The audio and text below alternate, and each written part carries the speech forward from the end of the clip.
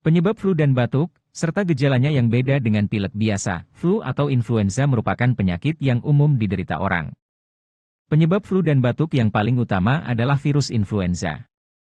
Faktor-faktor tertentu juga bisa menjadi pemicu datangnya penyebab flu dan batuk. Orang dewasa bisa tertular 1-2 hari sebelum mendapatkan gejala. Ini berarti seseorang dapat menyebarkan virus influenza sebelum tahu bahwa ia terinfeksi. Penyebab flu dan batuk dapat diatasi agar tak menimbulkan flu yang parah. Salah satu cara untuk mencegah flu dan batuk selain mengkonsumsi makanan dan minuman yang mengandung vitamin juga bisa dengan menggunakan jeli ganat emas yang dapat meringankan gejala flu dan pilek. Salah satu produk yang bisa Anda jadikan pilihan adalah Kience Gamat Emas.